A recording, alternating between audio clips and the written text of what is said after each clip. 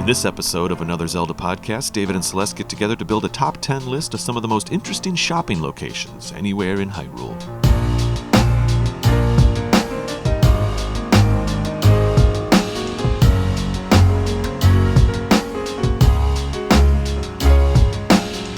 Hello, everybody, and welcome to another episode of Another Zelda podcast. I'm your co-host today, Celeste Roberts, and with me, as ever, is Mr. David Geisler, right over here. Hey, Celeste Roberts! Hey. Well, we are in person again in my house. Mm-hmm. Yes, I'm digging the in-person episodes. I like it. Yeah, it's really fun. Do you find it helps us react more? Oh, always. More Absolutely. organically? Always better. Always better to be in person. You can kind of bounce off each other a little bit more. And it's funny because we have our production meetings once a week, and those are always over Zoom calls because I live in Chicago and I live in Illinois and you live in Louisiana. Mm-hmm. But for recording these episodes like this, it's fun to just kind of get in and hang out. Mm-hmm. I really enjoy that. Thank you for making the time to come down here. We're happy to host you. You're staying in our guest room. Oh, it's been beautiful. It's been wonderful. Yeah. Absolutely my pleasure to be here. And you guys, you both have been wonderful guests. And we're having a fire tonight. We're having a campfire tonight. So I can't wait. I'm so excited. I haven't had a good fire in like 2 months, 3 months. Well, I hope it lives up to your expectations. It will. If it exists, it will. Just as long as we get to sit around and burn some wood and smell it. And I think we might even cook over it a little bit. Huh? Some marshmallows, some brats. That'd be great. So today's topic is, I think it's a really fun one. Yeah. I really enjoy these top 10 episodes. And today we are talking about top 10 shops in the Zelda series. You and I have not yet done a top 10 episode. And David was picking on me because I have a habit of saying top 10 favorite, whatever. For some reason, it's kind of redundant. I don't know why I want to say favorite. I used to say it too. In fact, we technically have a weird episode in season 1 that's called like top 8 favorite, I don't know, items or something like that. It was before we really kind of categorized our episodes a little bit more. In the early days, we weren't sure how to do it. But now, yeah, a top 10 episode is where each of us are going to we have specifically picked 5 things that we think could and should be recognized in the category. In this case, it's shopping locations in the Zelda games. And we'll put them together and kind of create a definitive list. And I think for this one, if we match it, we sent out a little tweet. And I know you got on Discord this morning. We reached out to our audience and we did get, I think, quite a bit of feedback on Discord of some favorite locations. I haven't seen those locations yet, like what people have said. So I don't know if I've picked some or not, but I think what we'll do is if you and I have any duplicates, we'll fill in the extra spaces maybe with some of our favorites from what the audience has given us. Does that sound good? Sounds good to me. I'm into it. All right. So we got to start with listener feedback. Yeah, I almost forgot. I'm looking down here. Most important part.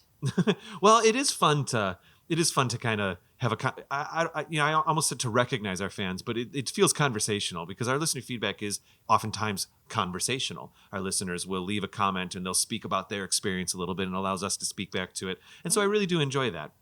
This first one here is from our world building episode from season 4, episode 11. That was kind of a special episode. That one was crazy, Celeste. It was Ryan, our blog writers, Ryan and Mallory Kuhn and Kate and myself all getting together in Chicago for like a little bit of the hinges were off a little bit on that episode, or is that the right expression? It was 4 people on mic. There was a lot of talking. It was kind of bouncing all over the place, but it was really fun. The 4 of us hung out and talked about world building in Zelda games. However, to that episode, Franco Peralta here on YouTube said, I could buy that idea of, we spoke about this a few episodes ago, the somewhat controversial idea that Breath of the Wild could be the only game that's in reality, and all of the previous Zelda games are in fact legends that exist in the Breath of the Wild universe, hence Legend of Zelda.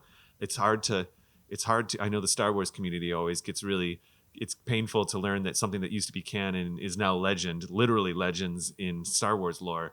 But I actually kind of like this idea that maybe Breath of the Wild's the real one and everything else is just legends, which doesn't mean that they're not true. They're usually based on stories that are real. But anyway, I digress. Franco Peralta, that's kind of funny. I could buy that idea of Breath of the Wild being reality and all games prior were just legends or tales spoken by people. Heck, looking back at the game, they kind of have in moments. Thing is, most Zelda games beyond Ocarina of Time kind of already do that. For example, Wind Waker treats Ocarina of Time like a legend in the opening, and a few other games like Twilight and Link Between Worlds treat others like Skyward Sword and Link to the Past like legends. So who's to say a future Zelda game with a new Link and Zelda in a hypothetical new timeline don't treat Breath of the Wild the same way? Oh, that's interesting. How many times are you going to retcon your canon and your legends, I guess, is what Frank was speaking to. Do you have any thoughts? I don't know if I've ever asked you about this kind of idea. Obviously, I've already been pretty clear that I think it's an interesting one and one that I kind of like. How do you feel about Zelda timelines and legends and canon? I don't know if this is a controversial take, but I don't really care about them. Cool. That the timeline aspect. I mean, it's interesting. Yes, Yeah. I think it's interesting, and I think it's cool to read people's discussions and their theories about it. But I honestly, I'm not very good at keeping up with the chronological story order. Sure. So it doesn't. I don't know. I treat each one as a unique experience, and that's kind of what my focus is. I often do too. And so in some ways that is kind of why I like this idea of Nintendo being like, oh, people do care, or the community, the fans do actually kind of like things to be maybe in a cohesive timeline. And there are some direct sequels in Zelda, of course. But if they finally, this idea that maybe all of the 20-ish previous games were reality to some degree and they're just legends, we don't have to focus on it so much. The 3 timelines, blah, whatever. That could be, if we needed to get really super canonical, the 3 different timelines could just be 3 different parts of real Hyrule that would tell slightly different stories, like a legend. And it's called Legend of Zelda. I think that's kind of fun. So yeah, I agree. I don't get too worked up about it either. However, knowing that Tears of the Kingdom is a direct sequel to Breath of the Wild gets me very excited. If moving forward, Nintendo is a little bit more aware of that timeline chronology, if whatever comes after Tears of the Kingdom is in the same universe as the Breath of the Wild universe or whatever, I'm cool with that. I love it. I love Star Wars canonical things. I'm the guy I'm one of those people that does like Google Marvel timeline, Star Wars timeline. It is fun to see. I think with Zelda, because the timeline's fun, and we honor it when we speak about Zelda, but it was so retconned by Nintendo. It was kind of Nintendo being like, oh shoot, okay, we got to make this make sense, and they put the games together that I don't think it's the end all be all, Dr. Johobo over here on YouTube on the Music of Twilight Princess episode, a more recent episode 8 of season 5 here. Dr. Johobo says, this has to be one of my most anticipated AZP episodes. I absolutely adore the music of Twilight Princess. I generally listen to it when I do my printmaking because it's so ambient and beautiful and whisks me away to the epic universe of the Twilight.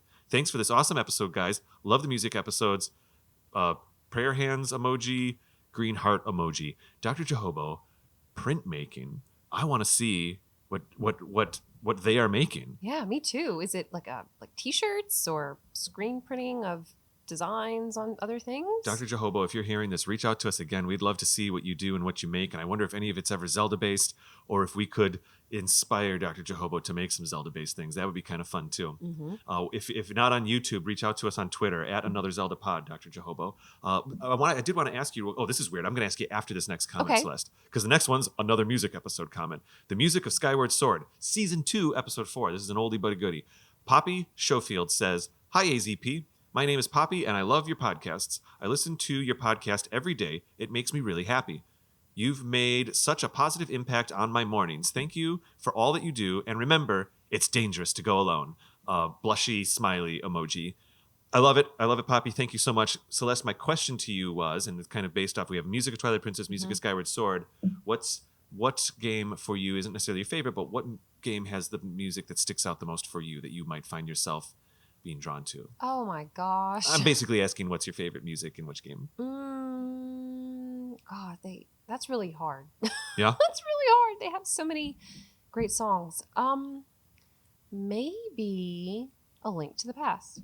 Woo, very interesting. Because I think it sets kind of the precedent for a lot of themes like Kakariko Village. And I absolutely love the Dark World theme. My boyfriend Timmy and I went to see the Legend of Zelda Symphony of the Goddesses. Sure. And this was 5 years ago. I do believe they played the orchestral version of the Dark World theme. Oof. And I have it on the 25th year anniversary album that was released, I think, with Skyward Sword. I have that CD as well. Yes. Shivers down my spine. Cool. Mm-hmm. Awesome. That's great. I love to hear it. So this is our final listener feedback. It's a touch long, so I'm just going to jump into it right now. Katie Hask over on Facebook left us some messages here. And Katie says, "Hi, David," or hello to whoever runs this account. It's us, Katie. Winky emoji.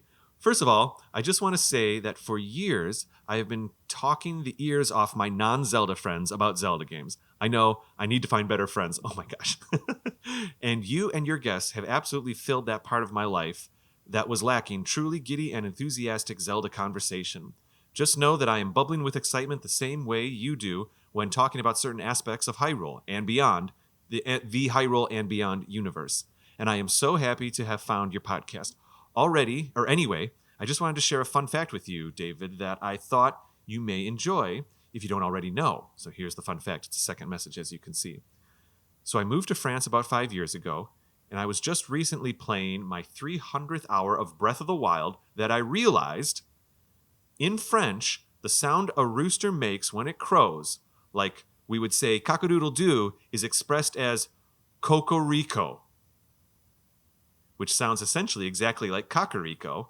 So voila, Kakariko Village, the chicken province of Hyrule, the land of lost cuckoos, the hub of violent poultry, is named after the sound a rooster makes in the morning." Smiley emoji. Katie, that's awesome. That is fantastic. Is that why Andrew is so obsessed with cuckoos? I mean, Cocos? perhaps. Perhaps. That's not her name in Ocarina of Time, but she's the cuckoo lady. Oh, yeah. What does she even have a name in Ocarina? They don't give her a name until she but runs the hotel. It's so funny to call her Andrew, Yeah. Yeah. or Grog. That's not his name in Ocarina of Time. Yeah. Twilight Prince or Termina. I don't want to get into it too much right now, but I think I kind of subscribe to the idea that Termina is not even in the same dimension as Hyrule. Personally, Ooh. I think it might be like, I don't think it's not on the same map, I think. But anyway, Celeste, I hand it back to you. All right.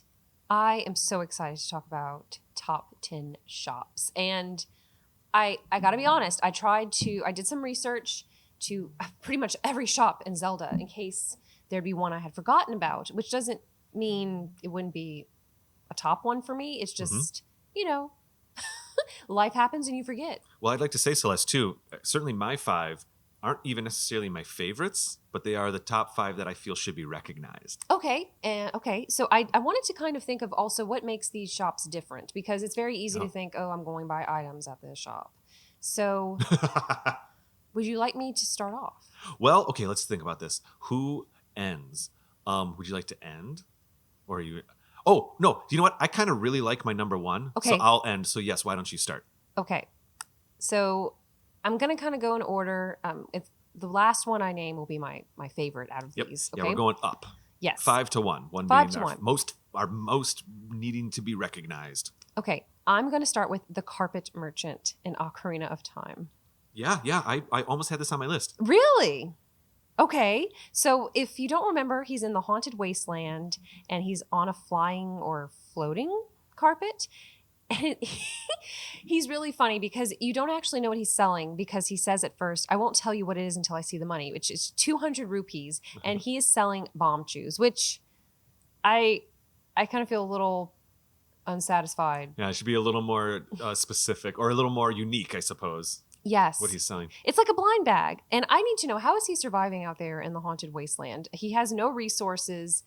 You have to use the little floating hover boots to reach him. Yeah. Yeah. So I just, even though I'm not pleased with his wear, I like the uniqueness. Yeah, I actually, that's why I didn't put him on my list eventually, but it was the uniqueness. You're absolutely right. Mm-hmm. I don't know. He's obviously got a little bit of magic powers if he's in a flying carpet, so that's maybe how he's surviving. Maybe he's, I don't know. Maybe he's just, yeah. Okay, my headcanon will be that he just kind of flies out to that area and then maybe goes somewhere else to actually live. Mm-hmm. Huh, that's a good. I don't Yeah, I know. mean, if he has a floating, flying carpet, he can go wherever he wants. I remember being a little spooked by the character design of that character, actually, when I first saw him. What I is don't know, it just about all the him? hair, the pointy nose. I was kind of like, what's going on here? Oh, he looks like I guess a stereotypical 1960s hippie. Yeah, Like I'd say that? so. Okay. Oh, and then he's on the flying carpet. He's on a magic carpet. Yeah, okay. I don't know. I don't know. Okay, what about you? What's your number 5? Well, my number 5 here is it's. I feel like you probably don't have this, but I put down Vaso Jewelers I did from the not. Oracle series. I've never played the Oracle series, so I'm in the middle of playing Oracle of Ages right now for a future review episode. I've played Oracle of Ages when it first came out, almost 20 years ago, and I'm playing it fully, really. I mean, you dive back in every couple of years to some of these games, but I'm playing it to the end. I'm playing it completely right now for the second time only. And Oracle of Ages and Oracle of Seasons both have ring shops. Now, since you've never played, I'm starting to realize that you're probably not familiar with the ring system in the Oracle games. Mm-mm. You have played Minish Cap, though, I think. I have. And Minish Cap was made by the same team at Capcom that made the Oracle games. Okay. Do you remember the Kinstones? I love that. Okay, you love the Kinstones. Mm-hmm. Interesting. All right, cool. Those are kind of hit and miss too. I think these days I kind of like the Kinstones. The first time I played, I didn't like them, but now I've played Minish Cap 2 or 3 times, and I actually kind of get a kick out of them. So one thing that the Capcom team that made these 3 Zelda games, one thing they did, I think they technically made the Four Swords Game Boy Advance one too. But anyway, the rings, there's a new mechanic. So the Oracle games run off a beefed up version of the original Link's Awakening engine. Mm-hmm. And so you're basically playing with Game Boy style graphics. And the Capcom team, what they love to do is they love to like add one more system on top of normal Zelda play. In Minish in Minish Cap, it's the Kinstone system. Mm-hmm. Little extra thing, little extra buffs or whatever. In the Oracle games, it's this ring system. So as you play the game, you will literally find from characters and whatever rings that you can wear on your fingers, I guess. And you have to go to a shop to get them appraised, and then you learn what they do, and then you can wear one ring at a time, and eventually a few more. This ring shop exists in both of the games. Mm-hmm. The shop itself is fine. A guy with kind of I would say maybe like a turban or like the stereotype of like the fortune teller kind of hat, okay. that kind of thing. Mm-hmm. This guy's wearing that. He's a big, huge mustache. The shop itself is not particularly interesting, but I wanted to put it on the list because it was an early time. I wouldn't say it's one of the first times, but maybe it's an early point in the Zelda series from release order that a shop was used in a kind of a new way. Mm-hmm. You're not just going in there to buy things. You go into the shop to learn about your rings. You wear the rings. And some of them do crazy things. One of them just turns you into a like. Once you put the ring on, you literally transform into a like. Okay. One of them makes it so that bad guys aren't scared of you. One of them makes it so that your damage is twice, but the money you earn is double, that kind of stuff. Mm-hmm. And there's so many rings. I've never found them all yet. There's okay. clearly... I mean, when you go through the menu, it looks like there's slots for 30 rings, and maybe I've found 10 total my entire life ever. And so I just kind of wanted to recognize that. The ring system, love it or hate it.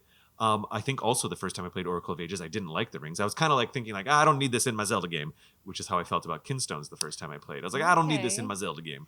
You know what I mean? But actually, I want to commend the Capcom team that worked on these Zelda games and actually say, I want to hand it to you and say thanks for considering and thinking of maybe some new systems that can still work inside a Zelda engine. Now, when you say rings, are you thinking like the Sonic rings that you collect or Finger rings? Finger rings, Yep. okay. They definitely look like finger rings. Okay. Mm-hmm. Oh. So the Vasu Jewelers shop, which does exist in both Oracle of Ages and Seasons, and one thing that's kind of fun about in Seasons is that depending on what season you're in, the roof changes color. But I honestly think that's more just because of the palette swaps that happen during Seasons, and they couldn't afford an extra color. So I think that's more of just a game design thing, not a game design thing. A game mechanic thing. Like by accident, the roof changes colors. Blah, blah, blah. I'm done. No, I love details like that. That's one of my favorite things. Okay. What is your number 4? Granny's Potion Shop in Ocarina of Time. Wait, I got to think about that. Granny's Potion Shop? Mm-hmm. It's kind of out of the way. It's in Kakariko Village. Oh, yeah. Wait. There's a Granny's Potion Shop in So as a child, you can access it only with a cuckoo because one of the carpenters is blocking your way to access it the other way I from the front. see. So you can fly over the fence by the windmill, Okay. but she's not there. You check the door to open it, and she says she's out in the field foraging for ingredients or something. Mm-hmm. But then when you go as an adult, you walk in. I like the atmosphere because there's that. I don't know. It's also used with the Poe gatherer that you can sell to in the Hyrule Castle Market. That kind of mystical music, like you feel like you're about to go into a fortune teller's shop. Okay. And Granny is petting this either, I don't know if it's a pet tiger cub or a pet cat that looks like a tiger. You remember? No, I'm giving you the wide eyes right now because over the course of us recording a couple of these episodes at the end of season 5 here, I've learned that there are massive parts of Ocarina. Well, not massive, but there are like little hidden gems in Ocarina that I don't think I've experienced. I'm sure I walked in there once when I was 17 years old. Yeah. And like never went in again. Because when I'm adult Link, I don't actually spend much time in the shops as adult Link. I don't know why, but now I got to go check it out. So tell me more. So, especially as a kid, I would do the first person view and look around everywhere I could, and she's petting this pet. And in Majora's Mask, a fun nod to that, you know, Granny Andrew's grandmother in the wheelchair. If you go behind the wheelchair, she has this icon or picture of a tiger. Oh, really? And so I think it's a fun little callback. Wow. To that character in Ocarina of Time. Now in Majora's Mask, that's the lady that like reads you the stories to help time pass. Okay, yes, okay, in right. the Stockpot Inn. Oof! I got to go look behind the chair now too. Yeah, all these little details. Man, you're bringing the sprinkles here on the topping of the cake. I never knew these existed.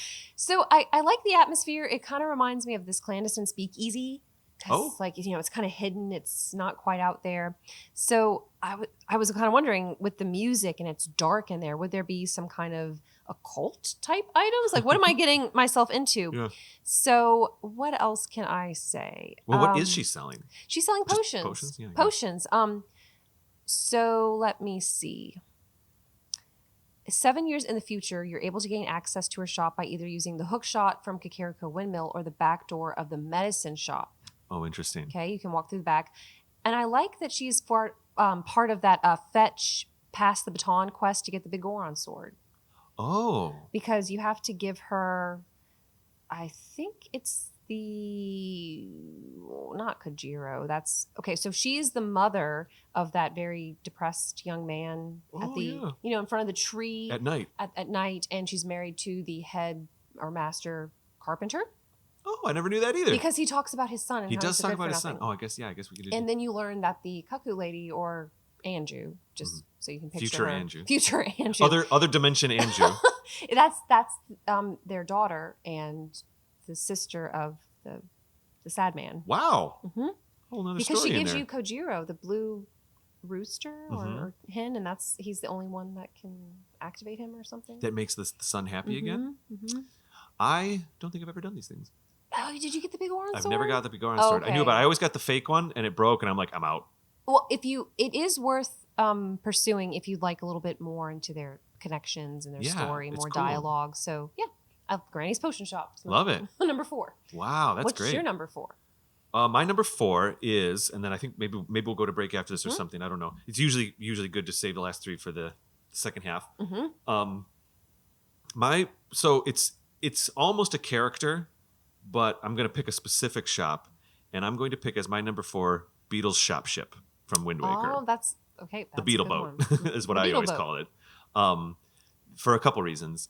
It obviously introduces Beetle, a character that becomes slightly beloved. I mean, I love seeing him in Breath of the Wild personally. I think he's great. I even like his character in Skyward Sword, especially after I found his little home island that he lives on. It's the introduction of Beetle. That's fine. That's cool. But also it was a shop that the items were dynamic. They weren't always exactly the same. So like in Ocarina of Time, if you go into a shop, it was always exactly the same arrows and the same Deku nuts and the same shield, and you could buy them or not. And I remember Beetle's Shop Ship. Beetle's Shop Ship is the official name as I look at it here. I thought it was kind of fun that it was dynamic, that the items were dynamic, that it moved around. You had to kind of find it. You'd see it off in the distance and you'd have to go to it. And that was just kind of fun for me. I just like that. So I want to recognize it as, I never found it as annoying. I I like his like little floating ship in Skyward Sword, even though it really just goes in a circle. It's more just like for the fun of it. But I don't know if I have much more to say about his ship.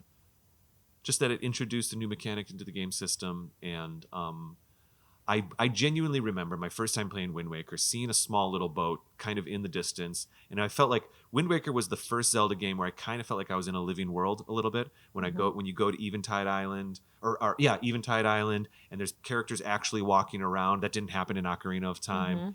Even Majora's Mask had it because they were programmed, you know what I mean? But most of the time NPCs just stood in one place, and in Wind Waker they were at least walking around. And so then when I was out on the ocean in the early parts of Wind Waker, I remember thinking, wow, the ocean's so alive. There's so many boats and people are just living their lives on this ocean. And I went to a boat and it was Beetle's shop. And I thought, oh, this is so cool. I can, just kind of hop on a boat and be with a merchant. Obviously, as you continue to play the game, it gets a little bit more repetitive. But that was my 4. I don't know if I feel like I'm defending it a little bit. Maybe I was not super secure with my choice. But I am a fan of Beetle. I love Beetle in Breath of the Wild. And I just thought, well, it's a different. I guess both of these shops. The reason I'm recognizing them is because they're a twist a little bit on the classic shop. Love it. All right, you ready to go to break? Oh, sure, yeah, sure. Let's do it. All right, see you later.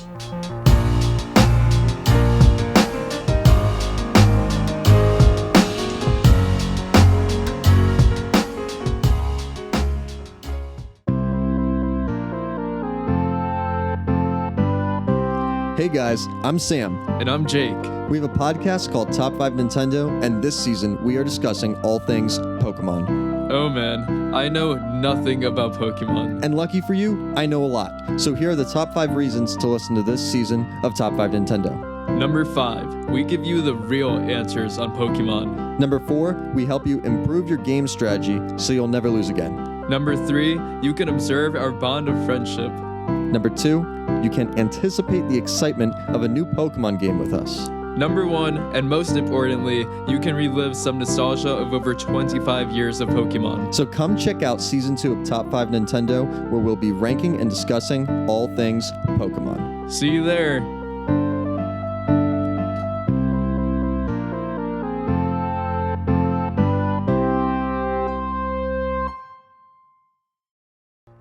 Hi everybody, David here. I just wanted to take a second to tell you about Another Zelda Podcast's brand new merch store. Yes, we've opened up the store to celebrate the beginning of Season 5. In fact, I'd like to tell you about our Another Zelda Podcast logo t-shirt. It's exactly what it sounds like. It's our logo on a classic t-shirt, but yeah, it does look pretty neat, especially on the 20 different shirt colors that you can select. All of the staple colors like red and green and black are there, but there's also asphalt, military green, slate, royal heather. I'm not joking, that's one of the color selections. So if you're interested in displaying your Another Zelda Podcast fandom, head on over to our website, anotherzeldapodcast.com, and click on the merch tab in our main menu right up on the top of the screen there. All right, let's get back to the show.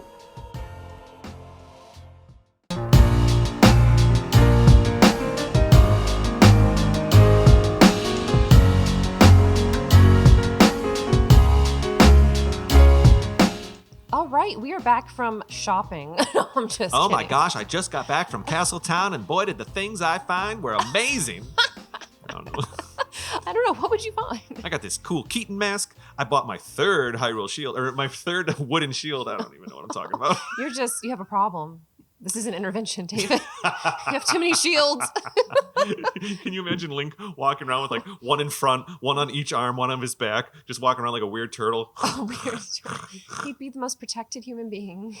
Hylian, I guess, not human being. I don't know. People would knock him over, he wouldn't even notice. He'd be protected. like how the things you wear whenever you're skateboarding or rollerblading. Knee pads? Knee pads? He has shields on his knees. I love it. That's it. That's right. We did not go shopping, but we have more shops for you, listeners. Nailed it. Love the transition, Celeste. Nailed it. So do you want me to go next or do you want to go next? Why don't you go next so that we stay in order of going back and forth? We're just so excited because we love this topic. I'm having fun with this. Okay. My number 3, it's kind of cheating because it's multiple shops. Well, this is the part where I start wondering if we start getting doubles. But anyway, keep going. Okay. I have to say the shops in Terrytown That is not what I thought you were going to say, and that's awesome. When you said multiple shops, I was like, I know where she's going. She's going to Skyloft. I thought about it, but Let's do Terrytown. I love this. so I was like, they need some love. I love that side quest, first of all, in Breath Mhm. of the Wild. I love the representation of the different groups and cultures and races in Breath of the Wild all living together. It's very harmonious, very beautiful.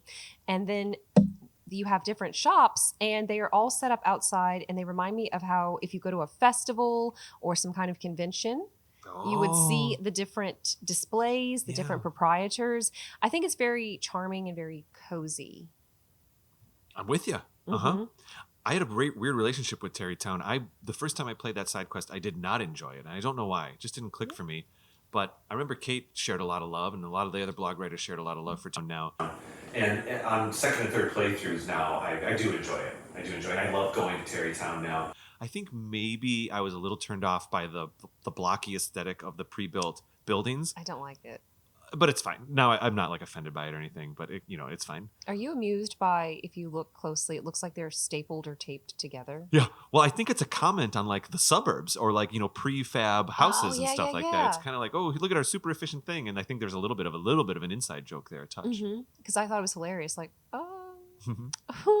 And some of the blocks are even a little crooked. Yes. Yeah. Yes. I don't know if I'd want to live in one of those types of houses. Boy, what does that say? Oh, wait, because was it the builders, the Bolton, his builders, are they the ones doing those prefabs? Because they exist in front of Link's house. Yeah, they have the model home. The model home, yeah. Which I think they retired to. No, they go to a tent at night. Perhaps. I think. I can't remember. Link has his They own start house. in a tent, I think, on the side. But anyway, yeah. So Terrytown, the Terrytown shops.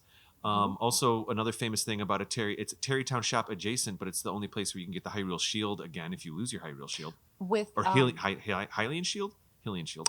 Hylian Shield. I can't think of his name, but he's the son of the scientist, Robbie. That's right. He He's sells. hanging out on a balcony. So he sells it. So that's my third. What about you, David? Well, okay, let's see here. You have any other thoughts about any other feelings about Terrytown? I just I'm love curious. it. It's cute. It's calming, charming. Love it. Okay, all right, I'm in. My third pick on the list is also Breath of the Wild. Now that I think about it, now that I look at it, and I'm a little nervous about my picks, but you know what? I picked them and I like them. It's Kochi Dye Shop in Hatno Village. I almost put that one because it's fun. Again, I think my theme here is shops that are a little bit different. Where you're not just going in and buying. The truth is, an honorable mention that I have, which I guess I'll get to later. I have a couple honorable mentions. Is the very first clothing shop in Kakariko Village in Breath of the Wild, because it's the first time. You kind of get your what is it? Your Hyrulean vest or whatever, tunic, whatever. The old man gives you the tunic and all that stuff. You kind of start getting some clothes, but it's the first time you're in a town and you can go to a store and you're like, oh wait, I can buy this helmet, or I can buy this hood. That's a very special experience. But at the end of the day, it's just a shop, just like all the other shops. I can't remember what that one's called. I think it starts with a D. But anyway, I wanted to pick a shop that was a little bit different. And I do enjoy customizing the colors of my clothes. I think I've customized all of them multiple times. And Kochi Dye Shop. The Kochi is the dude, I think, right? The guy who works there, or maybe it's their last name. Maybe so. I think he kind of looks like Grog. Yeah, I could could see that. I think he's inspired by Grog. His I could be aesthetic wrong. is a touch off-putting for me, but I don't mind. What the shop does, the playfulness of dropping you into the ink. It's almost cartoony. Yes. It's a ton of fun. I love that. I believe it's his wife is out front, and she kind of has a little bit of side eye here and there when she's talking about things. It's also another thing from a game development or a game mechanics point of view. One of the things that was really cool about Breath of the Wild for me, and I've read in interviews with the developers that this was very important for them to accomplish, was that you don't have to go to a load screen when you go in and out of buildings. It's the first Zelda game where you truly can just walk into a building. And I love that seamless transition. Oh, I love it too. And you'll notice they actually emulate that the focal point, that the lens that they're using on the camera, if it were a real camera, they actually rack in and they use a different lens. They use a lens that makes the inside look a little bit bigger than it actually is. And if you walk out a door, the next time you walk in or out of any door in Breath of the Wild, pay really close attention to not the aperture. I think it's the focal point. The distortion of the lines. It kind of zooms in and out a little bit when you walk in and out of a building. So it helps you basically when you're outside in Breath of the Wild, the digital camera emulates using like a slightly more not telephoto lens, but a longer lens. So something where you can see into the distance a little bit more, and everything's a little stretched out. When you walk into a building, they morph into something that feels a little bit more like a wide angle lens. So you could think of like, the skateboard camera lenses, the super fisheyes, not that far, but more of just like a normal wide angle where you can kind of see a whole room. So when Link walks into a building, it does transition just a touch. One thing that's so fun about this dye shop is that its door is humongous. It's really just like a huge opening. Is. Like a garage almost. It's almost a garage door. Yes. And so I have so much fun just walking in and out of that little precipice, that line where I trigger indoor camera and trigger outdoor camera. And because it's so wide, you actually can see. So if you're standing in the shop and you're looking out the garage door, you can see the outdoor world in this wider angle lens. And then you just walk forward a few steps and the whole world goes and it distorts again. And it's just so fun to do. Next time you're at the shop, just kind of slowly walk back and forth and notice how the the lens actually changes. So that's a ton of fun as well. I want to say that even though this is not the topic of the episode, Hateno Village is my favorite village. Like that's where I'd want to live. Yeah. I think it's Kakariko's pretty good too, but I think, I've always said Hateno, but I probably say it wrong. Is the most realized town shop? Is it? Yeah, I think so. And I think I actually spoke about it. I wrote into the show many years ago, and when you're just a wee listener, just a fan of the show, now you're a co-producer. Well, how about that trajectory? Life is strange, like the game. But do you remember the first time at that first video game summit where you joined us as a guest? Mm-hmm. And you said like, oh, AZP was the first show I ever listened to, and then Kate made some joke about like, now you're on it, and we all laughed. And then I don't know if if you listen to that episode closely, she actually like kind of like half quietly goes, next thing you know, you're going to be running the show. Oh she my said God. that like 4 years ago. Okay, I don't want to get to that level. That's dangerous territory. Well, you're a co-producer now. I know. You're running the show anyway.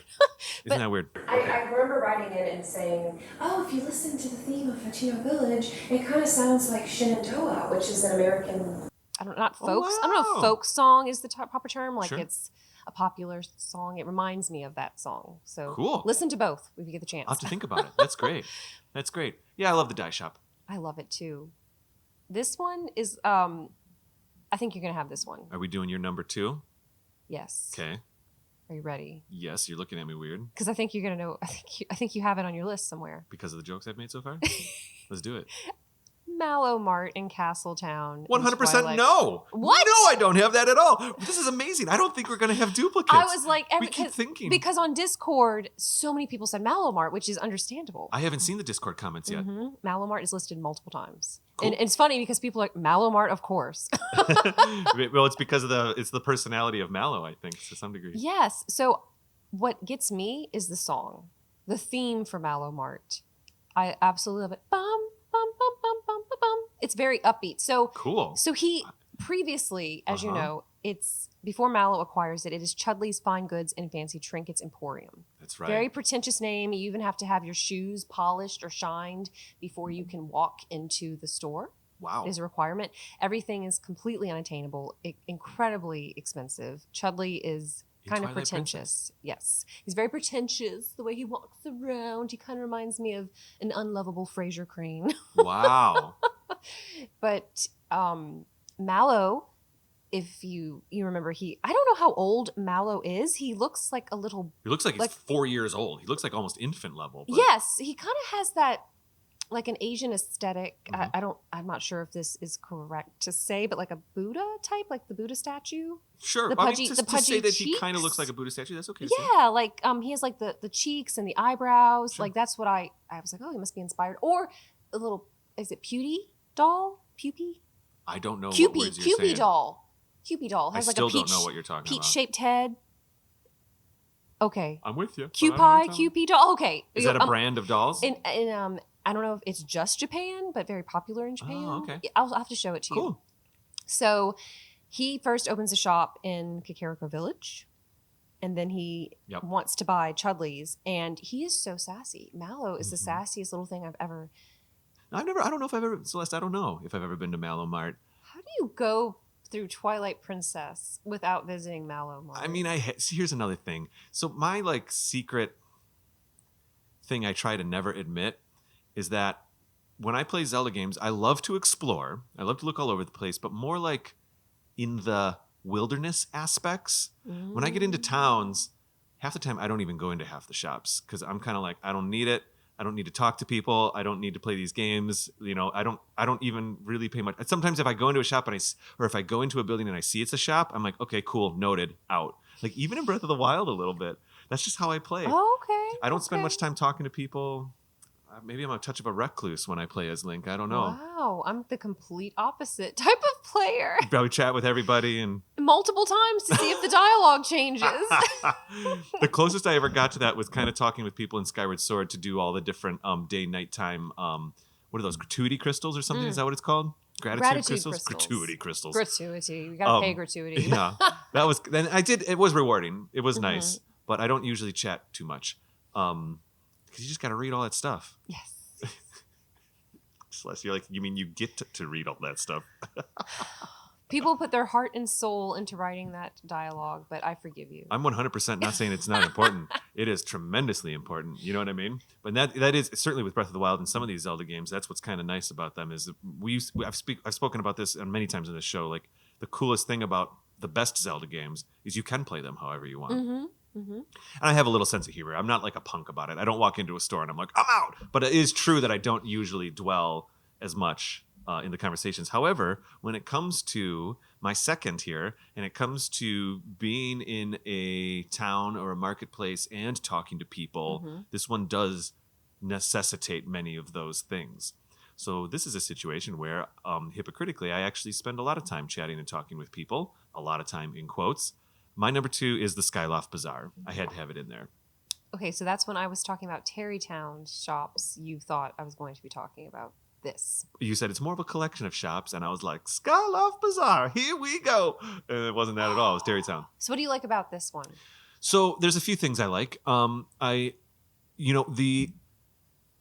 first played Skyward Sword on the Wii, whatever it was, 10 years ago, and I went into the bazaar, I remember feeling a little cheated. I remember thinking, I wanted a town. I wanted Castletown. I wanted Terrytown. I wanted a collection of buildings. And they basically just built one building, a tent, and wedged it all in there just to kind of make it easier to make all this stuff. I actually was kind of disappointed. I thought like, well, all right, you built one building and you just put it all in here. However, once I got over that, and especially playing this time around with the HD version, I really started to appreciate how the different parts of the tent morph and change to what you're doing. Certainly the music changes wherever you go. I started looking at it maybe more, not like a shopping mall, but I started to just take it what it was. I was like, okay, I'm not going to get the big, coming off of Castletown in Twilight Princess and going into basically Skyloft was difficult for me the first time around. Because Castletown is so well, it feels big, it feels well realized and all of that. And then Skyloft in general is kind of big, but I've also said this in the past on the show, Skyloft is Hyrule Field and Kokori Forest and Castletown all in one. They just really take anything that's anything, they wedge it right onto that one island in Skyward Sword. And even that would have been more fun if we had more islands to go to. Maybe there was like the market island. But anyway, I digress. The reason it's actually my number 2, though, believe it or not, is in one of my favorite shopping experiences is because I do enjoy the dialogue with the different shopkeepers. I like the extra programming that's been put in. I love how the guy who works for where you buy your shields and your items and swords, I love his programming, how he kind of follows you around and looks and chats with you. Yeah. There's some interesting coding going on there. The guy that upgrades your stuff, that's fine. That's all just pre-animated stuff. I think the side quest with the gal that holds your things for you, I forget her name now. Petrie or Petrus, something like that. I had a ton of fun with that on my Skyward Sword playthrough this time around. And I actually enjoy, even though I didn't the first time, but this time around, 10 years later, I do enjoy the potion shop with the husband and the wife and mixing the different potions and how they have a relationship with each other. And also it's kind of fun to walk over into the other corner and see that little cafe and sit at the tables a little bit. And so aesthetically, even though it is one building, if I want to be kind of a grouch about it, it's one building. The truth is, there is effort that got put into it. The lighting is kind of interesting. I love the rotating wagon wheel lamps that are spinning. I actually like it. So I actually think that it's, for what it is, even though it may not be 6 city blocks like in Twilight Princess, I think it's well realized. Do you ever this just occurred to me. Do you ever feel that it's a little ridiculous that they even have a currency system because they're all on this floating island? So it's almost like it would be a commune where, okay, what can you do? Okay, you can make potions to heal people. That's your role. You can cook. That's your role. You can forge things. That's your role. So it's amusing. I've never thought of that. I think that's an excellent point. I think you're onto something I'm there. not saying, okay, I'm like I serious. guess it's what's the incentive to do this thing? Oh, you get paid, but it's not. Maybe if there were 5 other islands that were like Skyloft, Yes. then you have an economy. Like, I mean, you have the But I lumpy agree. pumpkin. The lumpy yeah, right, I know. The lumpy pumpkin's only one. I'm thinking too much about the economy of Skyloft. No, I agree with you though. You're right. When you only have 50 people living on one island, it economy and actually there isn't, basically you're Skyloft and you're going to the ground and coming back. Mm-hmm. There really isn't talk or chatter about other islands or other cultures. I don't know. I mean, there's money because it's a Zelda game at that point. And I do think that's in some areas, in some ways, that is where Skyward Sword is weaker, is weaker than some of the other Zelda games. It's some of that logic. Yes, yeah. But I still love it. Yeah, I like Skyward Sword too. Yeah. I like Skyward Sword too. So and look at this. I mean, the Skyloft Bazaar is my number 2 on the list here. So now it's my turn to name my number 1. I think if my theme was shops that are a little different, Skyloft Bazaar is even definitely a little different because you're not just walking into the one shop to buy the shield or whatever, and you kind of can experience a little bit. And so, yes, I believe we are on to your number 1. I'm curious if it's also your number 1. I think I can guarantee it's not. I think I have a feeling we have 0 duplicates, which is awesome. Are you ready? Go for it. Zunari's shop. Definitely not that. What the heck is Zunari's shop? That is in the Wind Waker. He looks like a little Eskimo. Yes. He's beneath the bar. But okay, sure, yeah, where you get your sail and stuff. Mm-hmm. Okay, So yeah. when he first arrives to Windfall Island, Link, that is, Zunari's shop has nothing but a sail to sell. Try saying that 5 times fast. Sail to sell. Once he buys the sail for 80 rupees, Zunari's business begins to grow with the help of Link and the wandering merchants, which are like these Gorons throughout the That's Great right. Sea. Once Link forms a merchant's oath with them, the merchants begin to deliver decorations to Zunari's shop. So that was a really fun little side quest. I loved decorating the town with either flags or flowers or statues. Wow, when does that happen? So after the first item you can get to trade is this town flower. And then it's obtained from Zunari's shop, and as Link continues to trade with the different Gorons, more items to sell begin to arrive at the shop. Eventually, his shop turns out to be a huge success with a variety of items to sell that can help decorate the island. That's I absolutely loved decorating the island. It's Aw. not the whole island. There are little Sure. sections where they have to have a little pedestal type thing to place an item, but you can customize it like you want. I've been criticized for not doing most of the side quests in Wind Waker. I've admitted to not doing most of the side quests in Wind Waker when I played it the first time around, or the HD version, even when we did the review version for this game, for this show. Obviously, there's a lot of opportunities for me to dig into those side quests. My issue with the game at the time was that I wasn't motivated for those side quests, whereas for some reason in Breath of the Wild I am. I don't know what the difference is, but that seems fun. That seems cool. It's cute. I feel like it's small. It's small. The final parts of season 5 here. It's been so great. I'm so grateful that we've had 3 episodes together now, because it's true. Once you start, you mix. We've been making the show for a couple of years, but like we haven't had a chance to truly talk about some of this stuff. And the stuff that you're pinging is stuff that's not even on my radar, and I love it. That's the best thing. You know what I mean? Now I go like I have no shame in when you mention something and I say, "What the heck is that?" That's only awesome. It only means like, oh, wow, now I got to go back in there and see what that is. I love it. No, I had no idea that you decorate the town, Eventide Island, I guess, right? Windfall. Windfall. What's Eventide? Oh, I think you're thinking of Breath of the Wild. I don't think you decorate that one. I often accidentally say Eventide Island for Windfall all the Island. islands. Yeah, all the islands are. Yeah, you're right. Windfall. I even think I said Eventide earlier, but anyway. But I'm dying to know what your number 1 shop is. Well, I kind of want to drill down on this one in Wind Waker a little bit more, but okay, let's keep going. Do you want to? What do you want to talk about? I don't know. After you buy the sale, usually I was like, peace out. Well, there's a little bit more. I mean, it's nothing as evolved as Terrytown, but it's cute. It's fun. Can you put different statues and different flowers on any pedestal so you have a little bit of creative control? Yeah, so like your island could look different from my island. Well, that's neat. Mhm. That's cool. All right, my number one, and I'm fine, comfortable, and proud with this. That's not me being defensive. I picked the original shop from The Legend of Zelda, the very first shop you ever walk into. Wow. The buy something, will ya shop.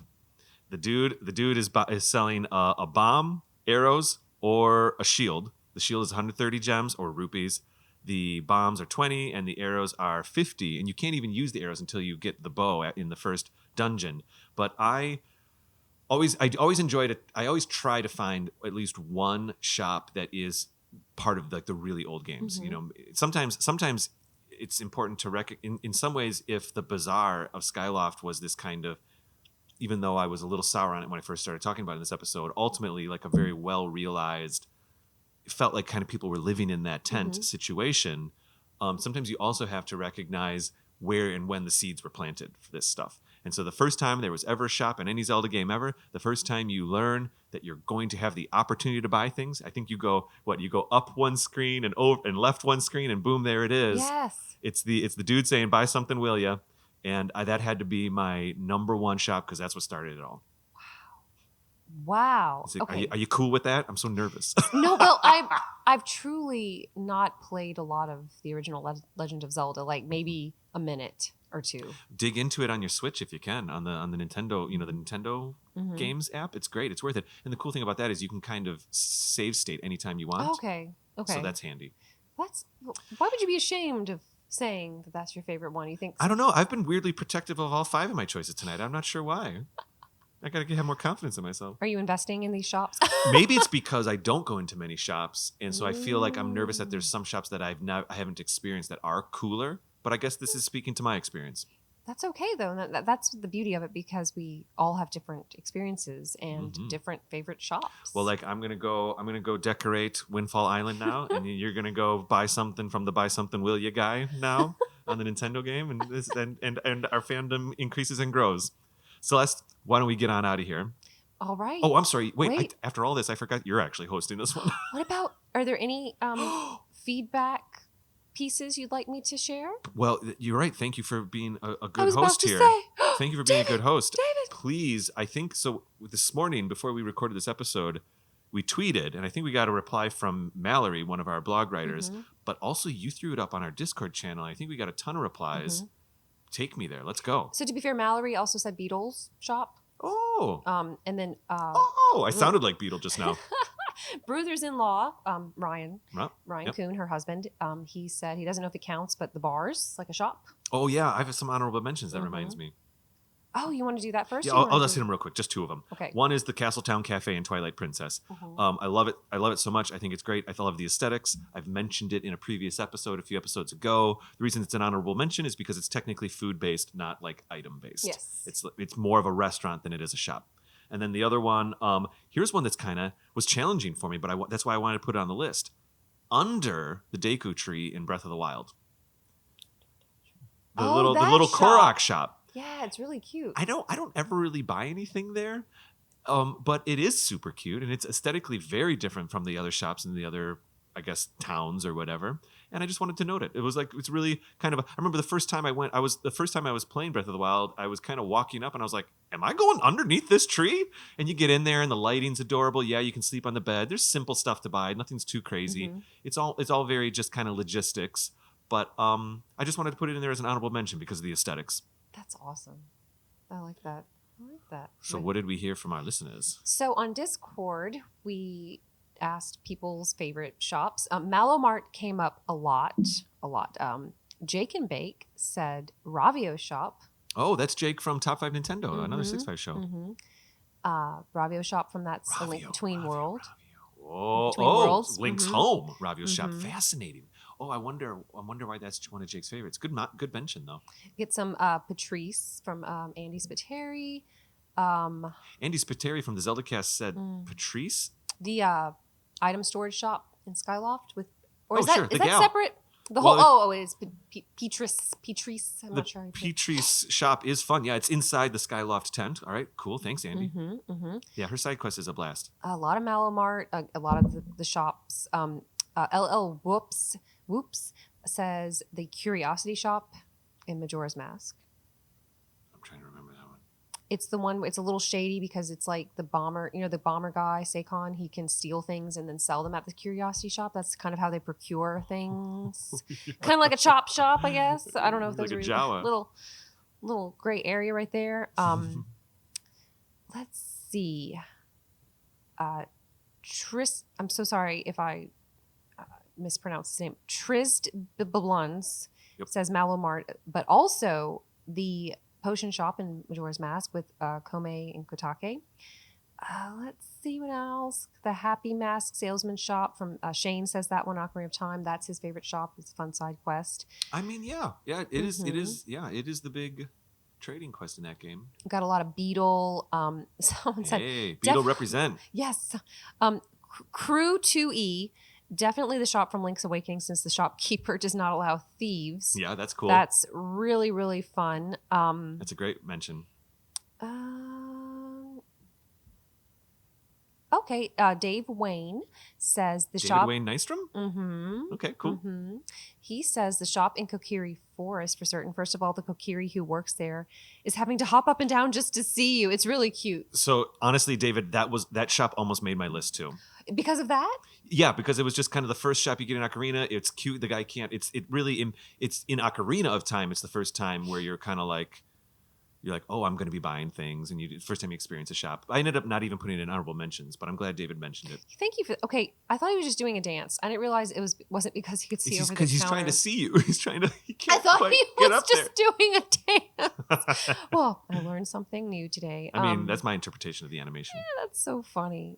Special note to the Granny's Potion Shop. Thank you. Mine. Wow, you're really scrolling through a lot. This all happened in one day? Yeah, a few hours. Cherry Fluffy, not a shop, but I love the bazaar in the Gerudo area in Breath of the Wild. Yeah. Just there are so many shops in there. Sure, yeah, that is cool. Stephanie K, who's a blog writer and a contributor for us, shops in Ocarina of Time just for the music, like bum bum bum bum bum bum. That classic bum, bum, music. My mom used to dance to it. She'd walk What? into the living room. Oh, okay. Like, I thought you should put it on and dance to it. No, while I would be playing Ocarina of Time, she'd start dancing to it. It has a kind of a Cajun Zydeco feel with the accordion. Sure.